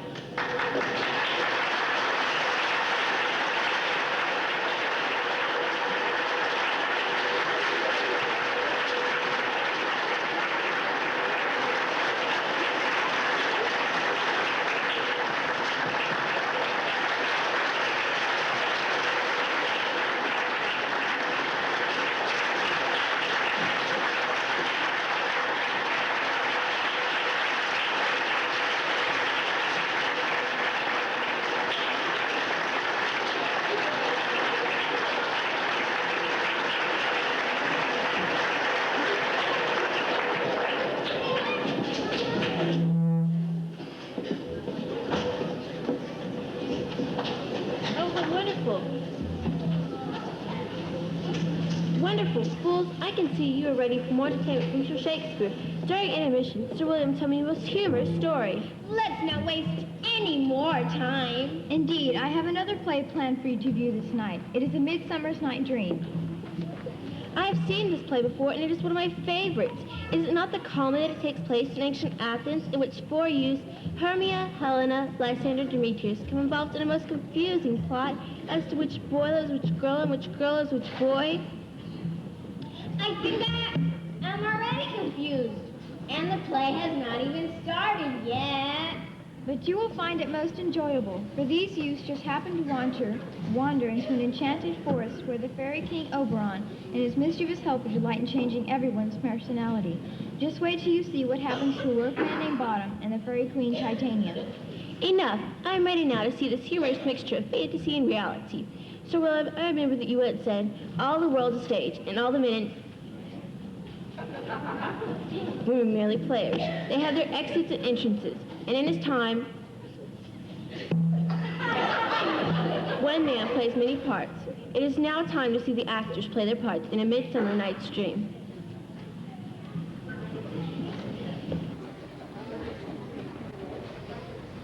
Welcome to the royal palace of ancient Athens. Our ruler is the Duke Theseus, a famous and very popular leader. He is anxious for the rising of the new moon on May Day, for that is when he is to be married to Hippolyta, queen of the Amazons. Watch closely this day, for the sights you're about to see may trick the eye. And beware the setting of the sun, for as the moon rises, the creatures who live behind our vision will appear. Come, Hippolyta, our wedding day draws near. 4 happy days bring in another moon. But oh, methinks how slow this old moon wanes. 4 days will turn to night. 4 nights will take the dream away the time, and in the moon like a silver bow shall behold our wedding ceremony. In the city of Athens, there is a law which gives to fathers the power of compelling their daughters to marry whomsoever they wish them to marry. If the daughter refuses to marry the man her father has chosen to be her husband, the father is empowered by this law to cause her to be put to death. Fathers would often threaten their daughters with the terrors of the law, even though most did not desire to cause of their own daughter's death. It was on the day that Theseus and Hippolyta were discussing the wedding that an old man whose name was Aegeus came before Theseus to complain that his daughter Hermia would not marry the man her father had chosen for her. Happy be Theseus, our renowned news. Thanks, Theseus. What's the news with thee? Full of vexation, I come with complaint against my daughter Hermia. Aegeus wishes his daughter to marry Demetrius, but feels that Lysander, another man of Athens, has stolen her heart with poems, serenades, and sweetmeats. With cunning haste, Lysander stole my daughter's heart and turned her obedience with his duty to stubborn harshness. I beg the ancient privilege of Athens, as she is mine, I may dispose of her. Hermia had best watch her step, for her father is determined to put her to death if she'll not have the gentleman Demetrius. What say you, Hermia? Be advised, her maid, for to you your father should be as a god. Now Demetrius is a worthy gentleman. So is Lysander. I wish my father would look with my eyes. Hermia pleads with Theseus to let her marry the man she loves instead of her father's choice for her. She asks what fate may befall her if she refuses to wed Demetrius. Your fate, either to die or forever give the society of men. Therefore, fair Hermia, question your desires. So will I grow, so live, and so die, my lord? Yes, I will join a nunnery before I ever marry a man I do not love. Relent, sweet Hermia, and Lysander, yield to my certain rights. You have her father's love, Demetrius. Let me have Hermia's. You marry him.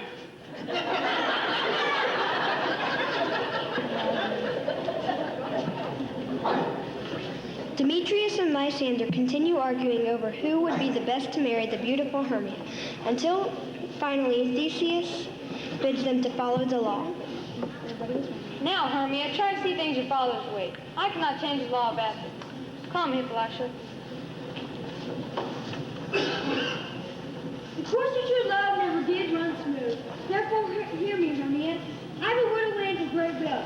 She has no child and regards me as her only son. Her house is 7 leagues from Athens, and there I will marry thee. And there the sharp Athenian law cannot pursue us. If thou love me, then start at thy father's house tomorrow night, and in a wood, a league outside of the town, I'll wait for thee. Look, here comes Helena. Godspeed, fair Helena. You call me fair. Demetrius has your beauty and not mine. Oh, teach me how you sway Demetrius' heart. The more I hate him, the more he follows me. The more I love him, the more he hates me. His folly, Helena, is no fault of mine. Not but your beauty was that fault of mine. Take comfort, be no more shushing my face. Lysander and I will fly away from this place. Helena, we'll tell you our secret. Tomorrow night we've agreed to steal through Athens gates in the road. In the woods where you and I often played, there my Lysander and I shall meet. Farewell, sweet playfellows. Pray for us, and good luck grant thee thy Demetrius. Oh, how happy those are. Throughout Athens I'm found fair too. But what of that? Demetrius thinks I'm so. I will come with a fight, so at least for this intelligence I'll have the same.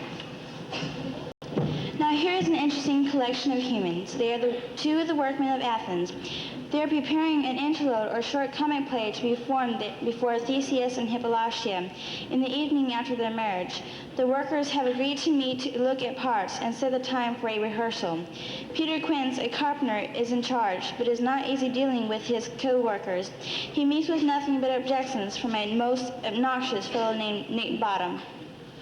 First, good Peter Quint, say what the play is about, then read me the names of the actors. Our play is the most lamentable comedy and the most cruel death of Paramus and Thisbe. A very good piece of work, I assure you. Name what part I'm to play. You, Nick Bottom, are set down for Paramus. Who is Paramus? A lover or tyrant? A lover that kills himself most gallantly for love.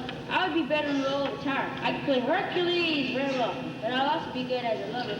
And if I may hide my face, let me play Thisbe too. I speak in a monstrous little voice. Ah, Paramus, my lover dear, play Thisbe. No, you must play Paramus. A lion's part. Let me play the lion too. I will roar that it will do any man's heart good to hear me. If Bottom has his way, they won't need anyone else for a part. As you can see, the workmen continue to argue over the parts. They'll play until all is decided, and they agree to meet in the forest to rehearse. This just happens to be the same forest in which Lysander and Hermia have agreed to meet. This aforementioned forest also happens to be the favorite haunt of those little beings, like us, known by the name of fairies. There is indeed a whole kingdom of fairies with a king called Oberon and a queen called Titania. Each is attended by many spirits. But the most mischievous is Puck, a shrewd and never sprite. Puck loves to play comical pranks in all of the neighboring villages, but listen and watch carefully, for Puck is about to appear. The king doth keep his revels here tonight. Take heed, the queen come not with him in sight. For Oberon is full of wrath because she hath a lovely boy stolen from an Indian king. And jealous Oberon would have a child. Now they never met, so they do fight. Then all their ills for fear creep into Avon cups. And hide there, make room, fairy. Here comes Oberon. I met by moonlight, proud Titania. What? Jealous Oberon? Fairy, skip away. I have forsworn his company.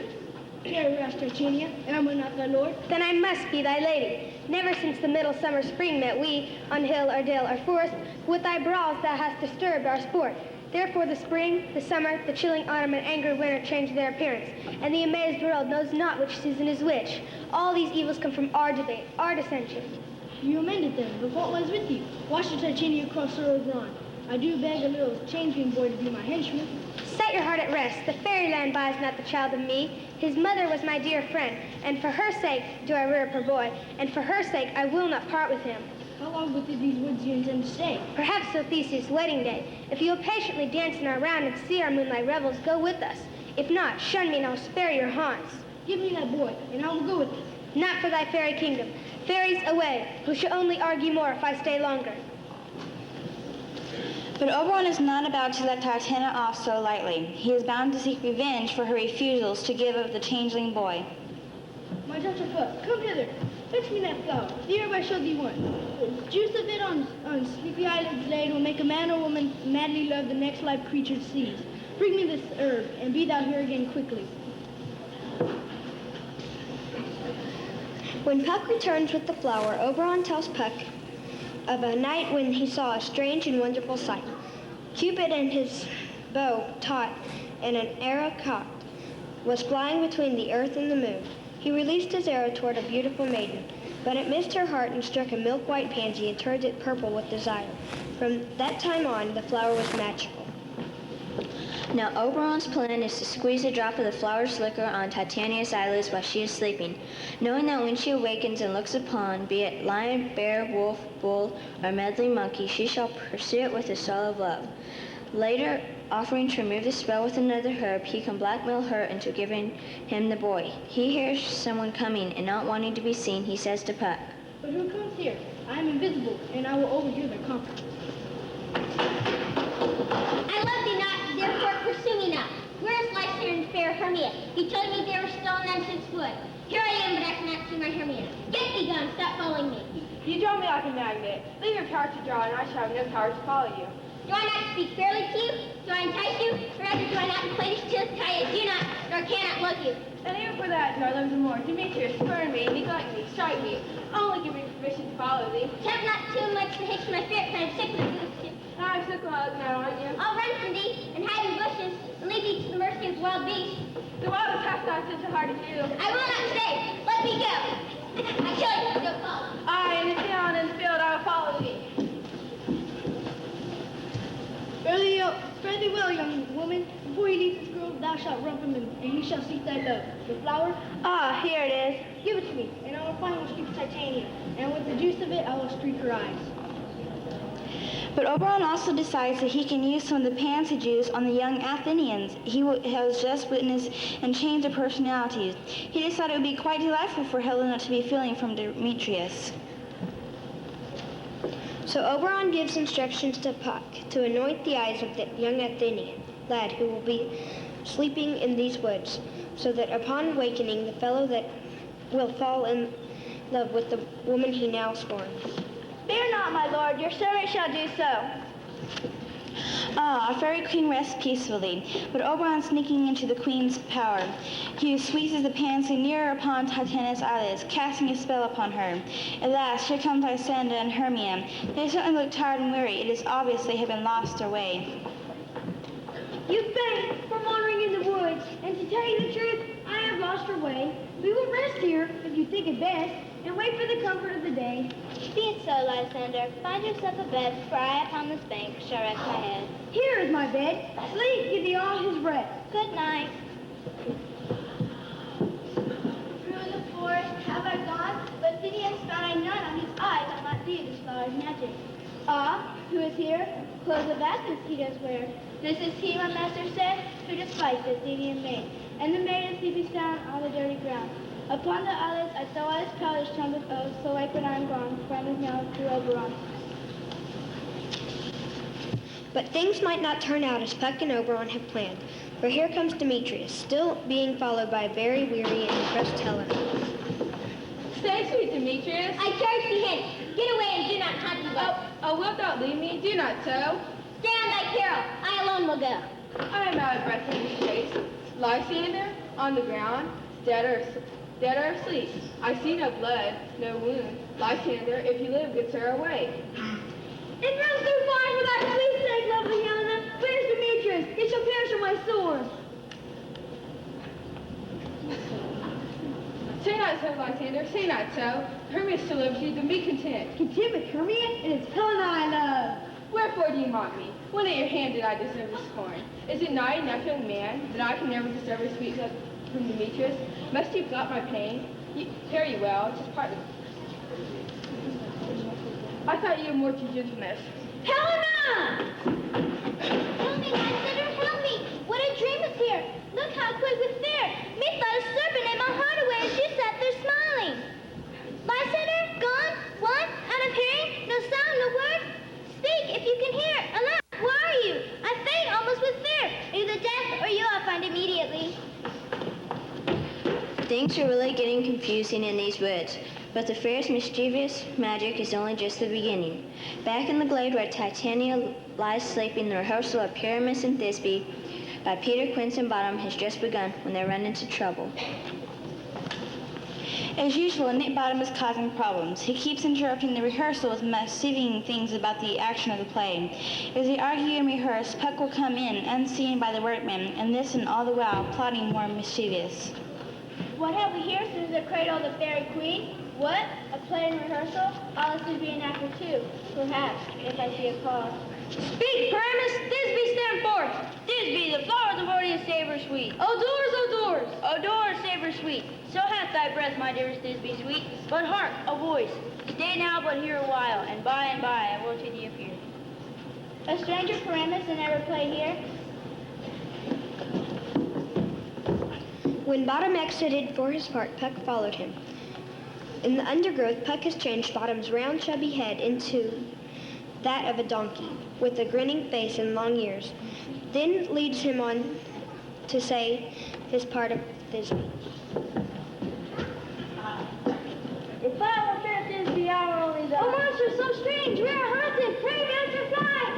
Help! It is a shame that Bottom cannot see himself, for he is completely unaware of his transformation. So when his friend runs off frightened of him, he thinks his fellow actor is playing a trick on him. Why do ye run away? This is a knavery of his to make me afraid. But I see their knavery. This is to make a donkey of me, to frighten me if they could. But I will not stir from this place. Do what they can. I will walk up and down here and sing, and they shall hear that I am not afraid. Oh, MacDonald had a farm, E-I-E-I-O. And on that farm he had a donkey, E-I-E-I-O. But it's on here and it's on there. But Bottom's terrible singing is harsh upon Titania's ear. She awakens, and of course the first creature she sees is a transformed Bottom. What angel wakes me from my flower bed? I pray thee, gentle mortal, sing again. Mine ear is much riveted of thy note. So is mine eye enthralled to thy shape, and thy beauty doth move me on the first view to swear I love thee. Methinks, mistress, you have little reason for that. And yet, to say the truth, reason and love keep little company together nowadays. The more the pity. Thou art as wise as thou art beautiful. Not so neither, but if I'd wit enough, I would get out of this wood. Out of this wood do not desire to go. Thou shalt remain here, whether thou wilt or no. I do love thee, therefore go with me. I'll give thee fairies to attend thee, and they shall fetch thee jewels from the deep, and sing while thou press flowers do sleep. Titania will call all her fairies to attend Bottom and lead him to her bower. Bottom seems to take it all in stride, as he has much a good opinion of himself that nothing, absolutely nothing, surprises him. I wonder if Titania has awakened him. Here comes my messenger. How now, mad spirit? My mistress is a monster is in love. But hast thou yet lashed the Athenian's eyes with love juice as I told thee to do? I did while he was sleeping, and the Athenian woman by his side, that when he waked, by force she must be eyed. Stand close, this is the same Athenian. This is the woman, but this not the man. Oh, I rebuke when I love you so. If thou hadst slain Lysander in his sleep, plunge in the knife would kill me too. What would he have left to sleeping Hermia? It cannot be but thou hast murdered him. Where is my Lysander? Ah, good Demetrius, wilt thou give him to me? I'd rather give his carcass to my hands. Oh, once so true for my sake. Hast thou killed him sleeping? Oh, for a touch? No, I'm not guilty of Lysander's blood, nor is he sleeping, nor is he dead, for all I know. Oh, I'm sleeping. What hast thou done? Thou hast made a mistake and hast laid the love juice on some true love sight. This is a true love turn, and not a false turn true. I'm sorry, master. Can this be mended? Oberon bids Puck to seek out Helena, bring her to him. Obediently, Puck flits away, and Oberon drops the juice of the purple flower on Demetrius' eyes and pronounces a spell which will restore his love he once had for Helena. Captain of our fairy band, Helena is here at hand, and the youth mistake me by pleading for her love. Shall you watch? Lord, how fools these mortals be. Stand aside. The noise they will make will cause Demetrius to wake. Then will both of them love her. These things do best please me that come about through mischief. Why should you think that I will scorn? Look, when I fail, I weep. You do advance your mockery more. You're mocking more and more. You vow for hermits. You love only her. No, Demetrius loves her, and he loves not you. Oh, Helena, goddess, perfect divine, to what my love shall I compare thee? Oh, let me kiss you. It looks like Helena is dismayed over what has happened. When we first met her, she was saddened that no one loved her. Now she doesn't know what to do with two ardent suitors. As she is trying to find a solution to her monstrous problem, Hermia enters. It should be very interesting to watch. Lysander, found? Why did you leave me so unkindly? Why should I stay when love doth call me? I love fair Helena. Why do you sing me? Do you not see the hate I bear? You made me leave thee so? You speak not as you think. It cannot be. If you find all this confusing, imagine poor Helena. She decides that Demetrius, Lysander, and her once dear friend Hermia are all in a plot together to make a jest of her. Injurious Hermia, most ungrateful maid, is all our friendship forgotten? Have you not conspired with these men in scorning your poor friend? It is not friendly. I am amazed at your words. I scorn you not. It seems that you scorn me. Have you not sent Lysander in scorn to follow me, and to praise my eyes and face, and sent your other love Demetrius to call me goddess divine? It is misery to love and be unloved. This you should pity rather than despise. I understand not. What do you mean by this? That's right. Keep up the show. Counterfeit sad looks. Make faces upon me when I turn my back. Wink at each other. Make jest of me. If you had any pity, grace, and manners, you would not tease me so. Very well. Just pardon me my own thoughts. Stay gentle, Helena. Hear my excuse. My love, my life, my soul, fair Helena. Oh, excellent. Sweet, do not tease her so. If she cannot entreat, I can compel. Thou canst compel me no more than she entreats. Helena, I love thee. Of my life I do. And I'll prove any man false that says I love thee not. I say I love thee more than he can do. You say so?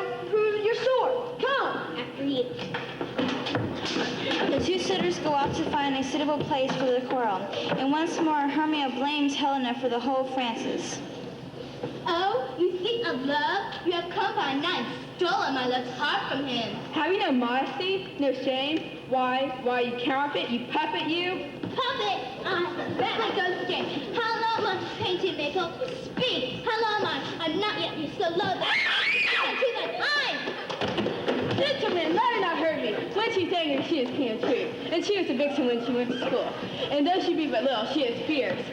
Why will you let her insult me so? Let me at her! I will not trust you. I will no longer stand your curse. Your hands and mine are quick up her refrain. My legs are longer, though, to run away. I'm amazed and don't know what to say. Now Oberon and Puck have been listening to all of this confusion, and Oberon blames Puck for all these mistakes. He thinks there has been too much deliberate mischief making.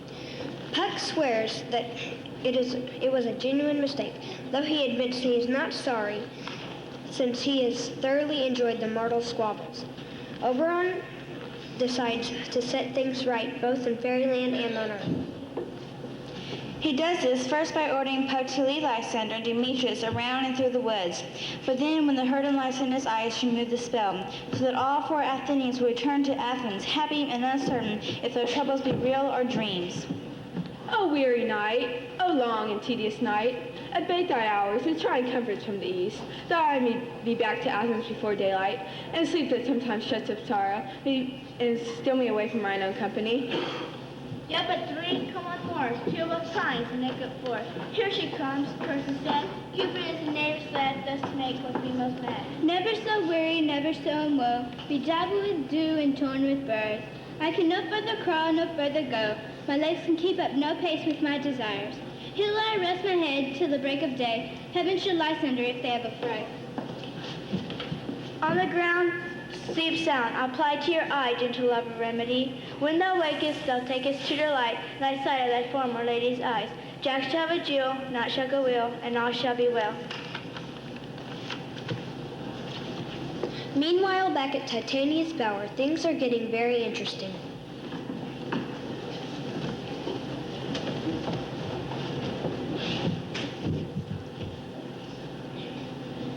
I've had a most reasonable good ear music. Let's use some music. Really a peck of good dry oat meat. Things I have a great desire to boil of it. Good haste we have. I have a venture story that will seek the squirrels or to fetch me nuts. I'd rather have a handful or 2 of dry peas, but I pray you that none of your people stir me. I have a feeling of sleep come upon me. Sleep thou, and I'll wind in my home. Fairies be gone. Oh, how I love thee, how I dote on thee. But here comes Oberon. He finds the picture of the fairy queen with her arms around a donkey very humorous at first. He begins to pity Titania. He tells Puck that he must return Bottom to his original shape as he removes the magic spell from Titania.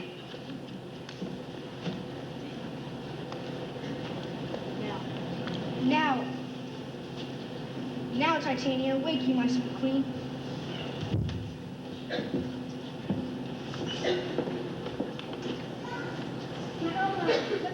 I see. Methought I was in love with the donkey. Their lives, love. How came these things to pass? Oh, how mine eyes do loathe his visage now. Put, stay a while. Put, take up his head. Titania, music call to wake these 5 sleepers from their enchanted sleep. Come, take hands with me. And you and I will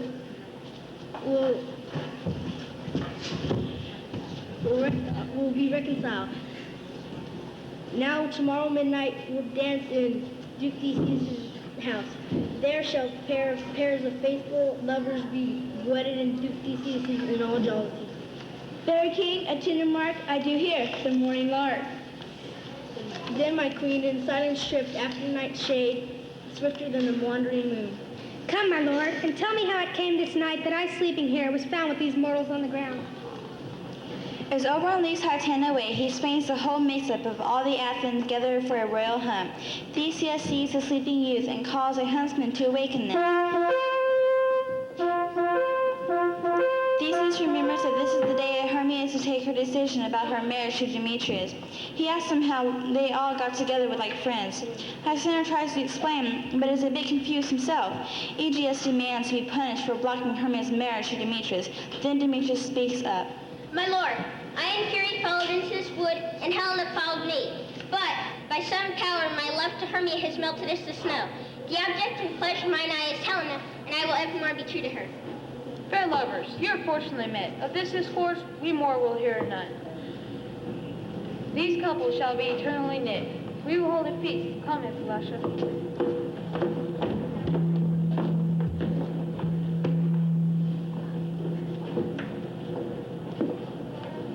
When my cue comes, call me and I will answer. Hey ho, Peter Quince, Luke the Bow's mender. They stole away and left me asleep. I have had a most rare dream. Methought I was an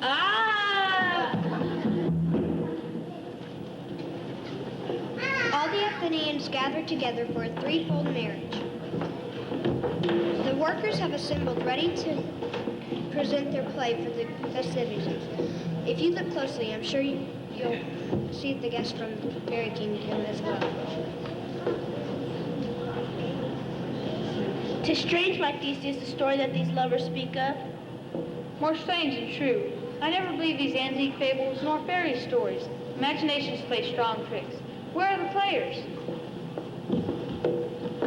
If we shadows have offended, think but this in all its limits, that you have but slumbered here, while these visions did appear. And as I am an honest pup, good night unto you all.